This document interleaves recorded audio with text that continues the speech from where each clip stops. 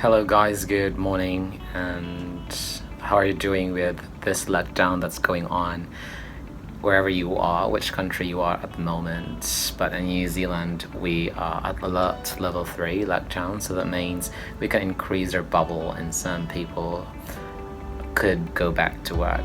Because, like this, I don't need to go back to work, and still you get a full salary. That's good. Well, anyway, the point of the vlog that I'm gonna do right now is about sharing a bit of my journey from where I started my teaching career and here in New Zealand, and hoping as well that this will not only benefit and interest the teachers, but whoever clicks this video will somehow pick something essential out from this video, that all walk of life can benefit out of it, and something will be worthwhile listening to and watching. So anyway, I actually finished my Bachelor of Secondary Education in Davao City. It's not really a big school. In fact, teaching or education was not really the leading course. It was a maritime course. But I would say that it's not really about the name of the school that matters a lot, but it's about how you really make most of your learning and the opportunity that you get. Because even if I finished in that school, in that small school, I would say, small program. I think I would say it's a small program rather than saying it's a small school. Maybe you can say that way, yeah, but a small program. I was able to land a teaching job in a very famous schools in the Philippines. Why it's in the Philippines? Because they've got a branch in Davao City, and you wouldn't be able to get a teaching from that school if you don't have anything about yourself or about the skills that you have. So I was able to get a job, and I was actually able to teach there for 2 years. And I never had really imagined that I could actually jump from that level of teaching to overseas teaching. But I would say that the desire had been in my heart when I was growing up. I was growing up in an environment where you would see people, neighbors and friends and families got loved ones working abroad, and during Christmas seasons they would receive balikbayan boxes, or when they would come home, they receive or they bring lots of presents and cool stuff, and I really desire that in my heart, and nobody in my family had experienced that before, and yeah, somehow I had that desire. But anyway, so it was really overwhelming when I got the opportunity to teach in Indonesia, and I taught there for 5 years. My life was really great. It really impacted my life, my family's life in terms of economic and things like that.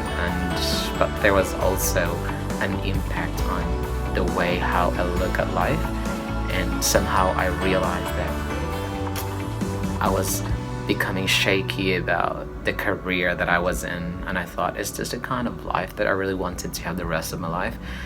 Because my life was kind of monotonous. My life was just revolving around school and home, school and home. And maybe you wouldn't really believe me, but when I'm outside school, I'm kind of introvert. I am a homebody. I would just like to have the night in my room, or just hanging out in the flats or in the house, things like that.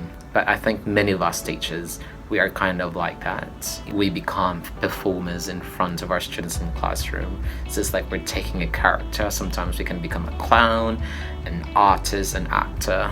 We make them laugh, we make them cry, we make them angry, furious sometimes, Yeah, so that's kind of my life. But I'm kind of an introvert, and I felt that my life was kind of monotonous, and I thought that this was not the kind really of life that I really wanted. And so I had to figure out how to move from here to somewhere else. And in fact, I even thought of coming back to the Philippines and just settle down there. But ever since, actually, I had the desire to try to move in an English-speaking country. And that idea actually was about moving to Australia, but I felt that it was kind of impossible. Sorry, God, for insulting you, because God's business is to do impossible to possible. Yeah, so I was thinking that it was impossible for me because I didn't have much money. I mean, I grew up in a small village. I come from a very poor family, and I think to move to Australia and pay all these, student visas probably would be the easiest thing to do. It's kind of hard for me to do that. So I feel like it's not something that's doable. So I thought, no. But God opened, surprisingly, New Zealand. Maybe it's something that we can talk about in the future, how I got here. So, and then I landed a job here. I didn't want to become a teacher anymore. I wanted to work in a different field, not to be a teacher anymore, because I thought that wherever you are, the experience is just the same.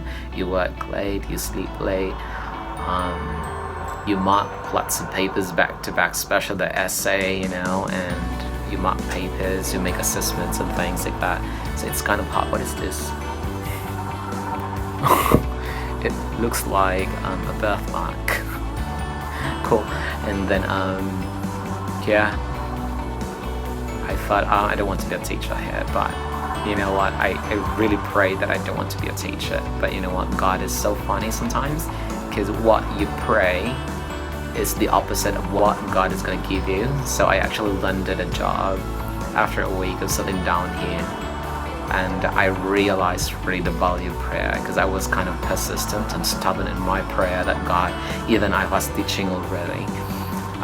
But at that time I was teaching in a language school. It's a private school, so language school does not require New Zealand teacher registration, as long as you are qualified and you can convince the employer that you've got what it takes to be an English teacher, because I taught ESOL, IELTS, General English, things like that. And yeah, they can hire you and you wouldn't have any trouble with the immigration, as long as you can prove that you're qualified and your qualifications are relevant to the position that you're applying for. And yeah, so I was really kind of stubborn and persistent about my prayer. That, Lord, this is not what I prayed for. I wanted to be working somewhere else, not in teaching industry. But you know what? Because of my stubbornness, okay, God led me and brought me to the dream job that I was praying for. That job was to be a dairy farmer, because back home in the Philippines, dairy farming is kind of a very famous, kind of work industry. So if you talk about New Zealand, it's about milk, it's about cows, sheep, things like that, and people think that it's actually a very normal, pretty normal job, not really hard. But when I was there, it was kind of hard, and I really wanted to quit. It's really hard to find a job. It's what I prayed for, and really personally, I reached to the point of, when I came to prayer, to pray to God, I could not anymore literally mention that, God, could you please take me out here, or I wanted to be back to the teaching industry, or I wanted to have another job, because this was what I prayed really hard. And now here I am complaining myself, that God, I should be out here. And I experienced that. So I was in a dairy farm for half a year. Could you imagine that? And it's really a difficult job. Well, we can talk about that further if you like. If you're interested about dairy farming and how I ended up in dairy farming, you can do that. So after I worked in a dairy farm for half a year, I went back to the city, to Auckland, and I tried again looking for a job. And something really funny happened when I came back from the farm. And from there I was able to variate my visa, change my visa from dairy farms to a teaching visa. But unfortunately, and out of my knowledge, after a year, while I was enjoying my holiday in the Philippines, when I came back, the school actually closed because there was an issue with the government of the Ministry of Education. And then it took me really a journey. It was quite a journey for me, and I would say it was really one of the darkest times of my life in New Zealand, being jobless. I would say being jobless for half a year. Can you imagine that? And you're paying your bills weekly, you rent weekly, and you eat, and you have bills to pay, and you support also families back home. And it's things like that. You have obligations as well, responsibilities, and yeah, it was kind of hard. And then from there, I shifted from that school to another school that was also a different story. How God really worked through, that journey from that jobless to having this kind of job. And it was really hard, because if you teach IELTS or English, or if you teach in a private school here, it's kind of hard, because there's a very high competition. And imagine, it's not only you who is migrating to New Zealand, there's actually a pool, a lot of you guys coming from different countries and coming to New Zealand looking for a job. And can you imagine, for one position, many of you are competing to get that, and there's only one position available. So you really have to show what you are capable of and what you're worth of. But because I have really founded myself and my confidence, in the Lord, that God will never leave me nor forsake me, that God really has a better plan for me, and that I believe that God's favor is upon me. So there's nothing really much to worry about. But although I also worried at some point, but I was just quite convinced that I would be able to get through that journey, and then to God be the glory, I was able to get that job, the next job after that school had closed. So I got this job, and how I landed to this current job being a public school teacher, which is really great.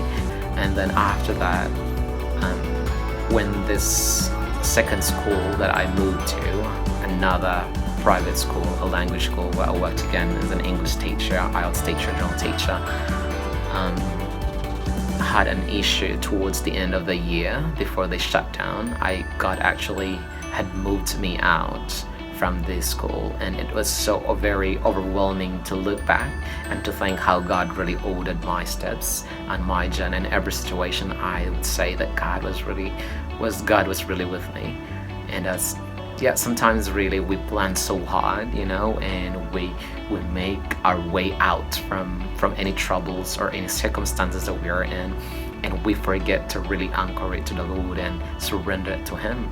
And I really like the verse that says in Isaiah 55 verse 8, it says, "For your thoughts are not my thoughts, nor your ways are my ways."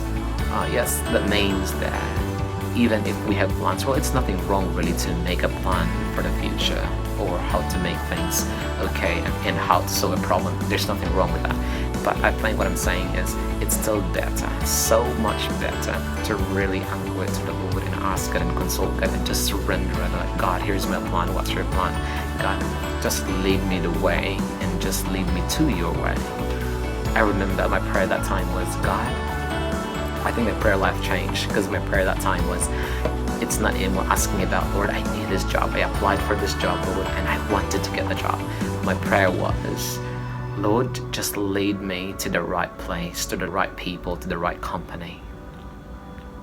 And that prayer, I realized that it's actually a good prayer, because when something wrong happens, God will never leave you.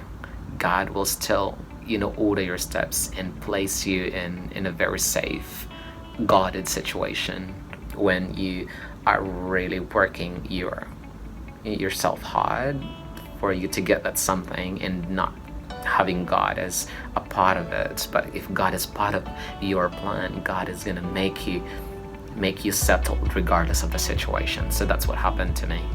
And then after that, a month or 2 months before the school shut down, I actually was able to move to this current job that I am in. So I was able to sort out my papers, my New Zealand teacher registration, and then it's so amazing. I mean, I feel sorry for the people who had been affected with the shutting down of the school, because it's really hard to lose a job and being jobless and you're struggling with your bills. I feel sorry for them, but it's so amazing how God really ordered and planned, the journey, the stages that I was working through, and that I was struggling and I was journeying. It's so amazing how God had moved me up before the school shut down. That's my journey, being a teacher. Anyway, thank you very much.